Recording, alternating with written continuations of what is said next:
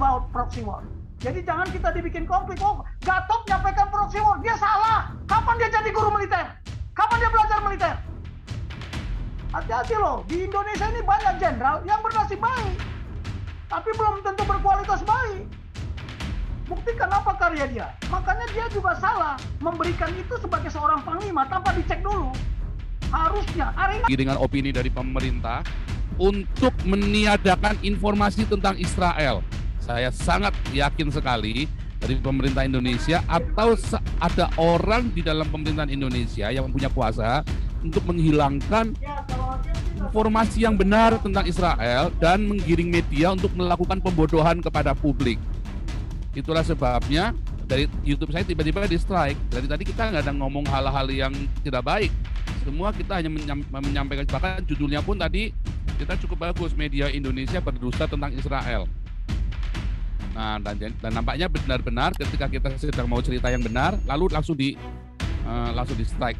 Ini nggak mungkin bisa strike. Saya tahu sekali bahwa yang kita tayangkan tadi tidak melanggar aturan di YouTube. Nah, kebetulan YouTube CPZ itu dulu saya buatnya waktu di Indonesia. Kalau yang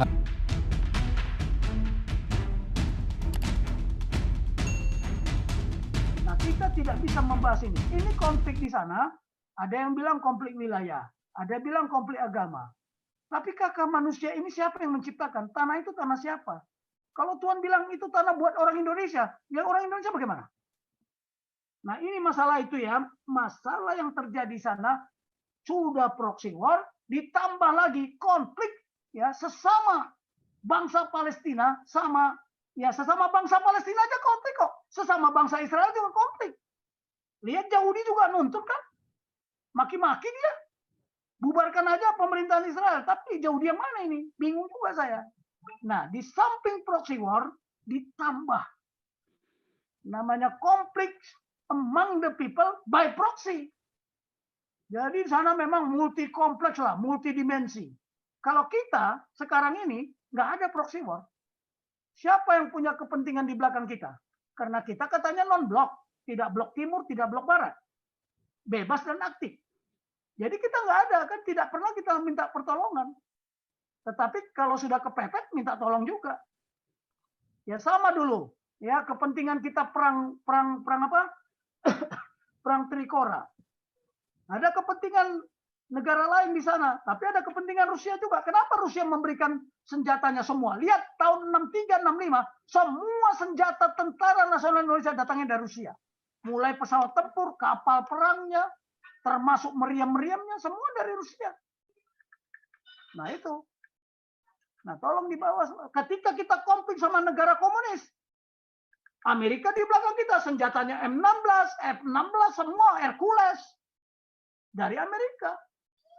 Nah kita katanya non-blok, bebas aktif, tapi ketika kepepet kita belum mandiri.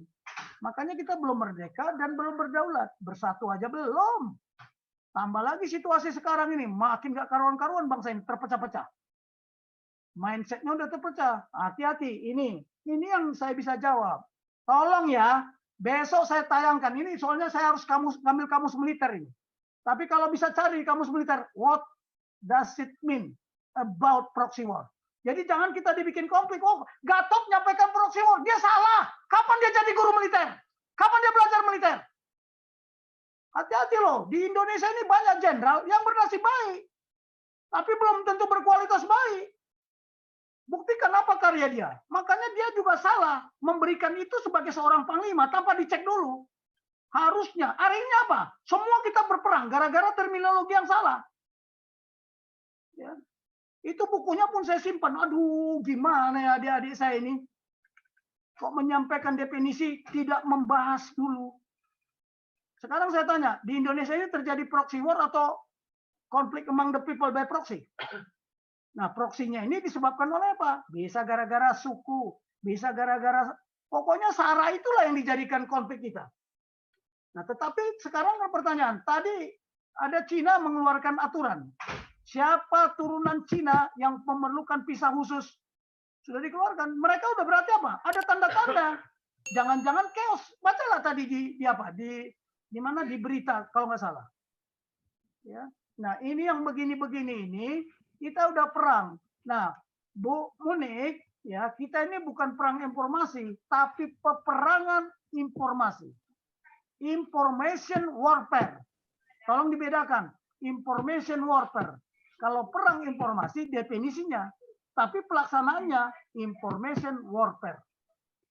Ya, guerrilla warfare, peperangan. Nah, yang begini-begini supaya kita tidak terjebak di dalam terminologi. Maaf ya Bu ya, saya bukan menggurui, tapi itu definisinya.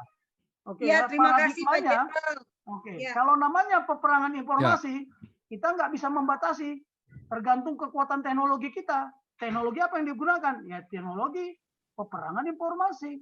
Ya OAK itu propaganda-propaganda, itulah namanya peperangan informasi, menyampaikan kebohongan terus-menerus. Akhirnya kebohongan itu menjadi kebenaran. Nah, kita nanti kalau bisa kita sampaikan ini data-datanya. Kita boleh minta lah, bukan hanya dari Bu Monik, siapa saja lah, orang Israel, Pak Ramsi kemarin kita kupas semua. Tapi bicaranya kebenaran, jangan OAK. Karena menghadapi OAK harus kebenaran. Makanya kalau ada TV, dia sudah berat sebelah, itu TV harusnya dia yang harus ditutup. Yang namanya public media tidak boleh bohong. Ya, public media tidak boleh bohong. Contoh, ya contoh ini saya beritahu. Ada doktrin public media, ya humas. Kalau seorang TNI mati umpamanya di atas 10 mati lah di Papua, kita nggak boleh bilang 11, nggak boleh bilang 12. Jadi prinsipnya public media itu tidak boleh bohong. Ketika dia bohong sudah sekali lancung ke ujian seumur hidup orang nggak percaya. Itu filosofinya, itu prinsipnya, hukum yang harus ditaati. Tapi kalau peperangan informasi, boleh tipu menipu, tipu muslihat boleh. Norman Schwarzkopf kan juga begitu, menipu dia. Ya, pendaratan Normandy, Eisenhower, menipu nggak dia? Kami nanti akan mendarat di sana, padahal dia tidak mendarat di sana. Sama juga, baca aja lah waktu kasus aneksasi Kuwait. Bagaimana Norman Schwarzkopf memimpin pasukannya. Kan dia ditanya wartawan, oh nanti begini, tahu-tahu dia mendarat tidak di situ. Itu boleh, sudah perang. Karena kalau sudah dinyatakan perang, Anda boleh menggunakan apa saja. Doktrin apa saja. Kecuali hati-hati, jangan melanggar HAM. Orang yang sudah ditangkap ya jangan disiksa. Perlakukan seperti tawanan perang. Itu ada doktrinnya. Tapi prinsipnya kill or to be killed. Itulah doktrin. Ya, lu jual gua beli. Tanyalah doktrin Cina. Kami tidak akan memulai. Nah, hati-hati loh. Kata-kata itu kami tidak akan memulai. Nah, yang begini harus diwaspadai. Amerika lain lagi doktrinnya. Pertahanan disusun secara mendalam di luar kontinental. Ya, namanya mereka itu CONUS. Di luar kontinental United States of America. Makanya pasukannya sekarang sudah ada di garis depan nggak? Ada di tengah laut kapal induknya. Selalu standby. Ada di Guam, ada di Taiwan, ada di Korea, ada di Okinawa. Dia sudah ada pasukan terdepannya karena Sun Tzu yang mengajarkan, tapi bukan Sun Tzu juga demikian. Siapa yang lebih dulu menguasai garis depan, maka dialah yang akan lebih dulu menang pertempuran. Makanya mereka sudah asik dengan mendeploy semua pasukannya di garis depan. Kalau Indonesia kan defense terus, defense aktif. Ya, tidak agresor, tidak mau disebut agresor. Itulah kita. Kalau Israel dia nggak peduli. Karena doktrin dia beda. Ingat nggak kata Bu Kony? Kalau kami dicubit, kami jadi anjing gila. Nah itu tadi yang dibilang dinosaurus oleh Pak Laksamana Ponto tadi. Ya, itu terminologi baru juga itu sama kawan saya itu. Ya, ini sebelum lanjut dulu Pak Jenderal, ini pengumuman teman-teman yang di live YouTube, tolong bantu viralkan karena YouTube Joseph Paulusang di strike karena tayangan ini ya, dan kita pindah ke YouTube Hagios Eropa. Ya, kita pindah ke YouTube Hagios Eropa, YouTube Joseph Paulusang kena strike. Kayaknya dari tadi kita nggak ada ya bicara-bicara yang gubrak-gubrak terlalu, ini belum panas ini. Tapi nampaknya ada dari Menkominfo atau something gitu yang bisa mengintervensi. Nampaknya yaitu tadi Pak Laksana Ponto tadi ya, makanya saya yakin sekali ada penggiringan opini dari pemerintah untuk meniadakan informasi tentang Israel.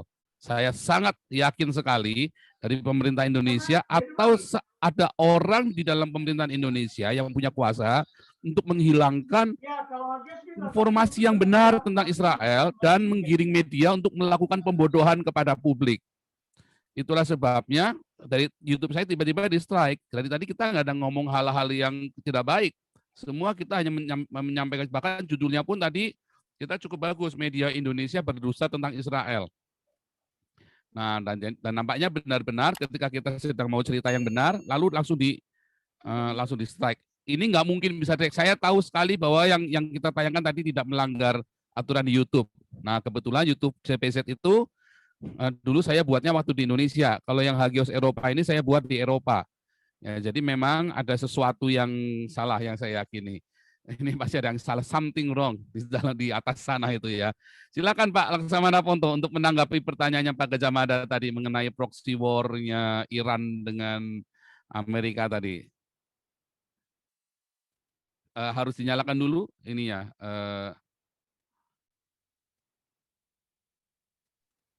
Tadi jelas itu dari Pak teman saya Pak Tobing itu. Jadi kalau kita diserang sama Malaysia seperti begitu, ya akan sama seperti kata Netanyahu tadi, sudah pasti itu. Kasus Ambalat saja sudah seperti itu, kita sudah panas. Ambalat itu masih ya tidak separah Hamas menyerang Israel. Kita sudah panas seperti begitu. Apalagi kalau itu, pasti serupalah dengan Netanyahu. Itu akan sama. Kalau si proxy saya kira tadi Pak dari teman saya Tobing, Jenderal Tobing sudah jelas. Lalu kemudian untuk Indonesia memang begini, karena Indonesia ini sudah terlanjur menyatakan bahwa Israel itu adalah penjajah, sehingga semua politikus harus sama dengan itu. Kenapa? Karena mereka ingin mendapatkan voting, dapat suara nanti, apakah nanti untuk tahun 2024, apakah mau jadi anggota DPR, mau jadi apa saja. Sehingga dia harus menjadi populer di tengah masyarakat. Nah, populernya masyarakat sekarang itu adalah Israel nggak benar. Kan itu. Jadi apapun, dan para pejabat ini mereka berlindung di bawah Undang-Undang Dasar bahwa sesungguhnya penjajahan harus dihapuskan. Makanya saya bilang, jangan salah, ini bukan penjajahan. Yang ada itu adalah perebutan wilayah. Kalau bilang, tapi kita selalu mendengungkan penjajahan. Nah, kenapa memang ini? Ya karena untuk mendapatkan popularitas di masyarakat supaya memilih beliau kan, memilih mereka. Pak Mahfud sebagai ketua partai baru sudah sangat jelas dia ingin dapat dukungan sebanyak-banyaknya. Nah, dengan adanya kasus Israel Palestina yang selalu berulang, ya mereka ikut arus mencari keuntungan sendiri dengan meneruskan ketidaktahuan kita tentang Israel, ketidaktahuan masyarakat Indonesia tentang Israel, itu digunakan terus. Sehingga mereka merasa bahwa apa yang dia lakukan itu benar dan didukung oleh rakyat, kan terus-menerus itu. Dan dipakai lagi sebagai legitimasinya bahwa kita berhutang budi kepada Palestina, sehingga kita harus membalas budi. Padahal sebenarnya kalau saya melihat itu lebih banyak untuk keuntungan pribadi. Keuntungan pribadi ini merugikan semua justru posisi negara. Jadi kalau sudah politikus yang bicara sudah susah, itu tidak bisa dipegang itu, bahwa itu untuk negara, itu untuk diri pribadi. Gitu Pak. Setuju. Nampaknya begitu ya. Jadi apa yang kita khawatirkan memang yang kami rakyat jelata, kebetulan di sini kita semua rakyat jelata semua, dan kita sama-sama teriak karena kita merasa ada yang nggak beres, sehingga kita teriak sama-sama dan kita memang berniat untuk kembali ke Pancasila, di mana seharusnya di dalam Pancasila ini kita tidak memihak baik itu Palestina atau Israel. Kita hanya menyajikan informasi dan kita memberikan perdamaian harusnya, bukan memihak. Tapi nampaknya kali ini Indonesia sudah kelewat batas ya. Jadi Bukannya gini Pak, memberikan perdamaian, tapi memihak. karena gini Pak, ada sesuatu yang kita langgar yang sudah dibuat oleh para founding fathers kita. Kita diajar dulu bahwa kalau ada pemilihan itu berdasarkan musyawarah mufakat. Kalau musyawarah mufakat sudah pasti orang-orang seperti Jenderal Tobing inilah yang dipilih, sudah dikenal. Tapi kita rubah jadi one man one vote. Kalau jadi one man one vote ya seperti sekarang ini, butuh dukungan sebanyak-banyaknya. Jadi sepanjang sistem kita masih one man one vote, jangan diharapkan itu akan membela rakyat, itu akan membela pribadi. Begitu, Pak. Makin jelas ya. Semakin jelas. Itu. Jadi isu Israel ini termasuk salah Iya. satu untuk penggiringan ke Iya, 2024 ya. Iya, betul. Untuk masing-masing pribadi. Mau anggota DPR kek, mau apa, sama. Oke. Itu.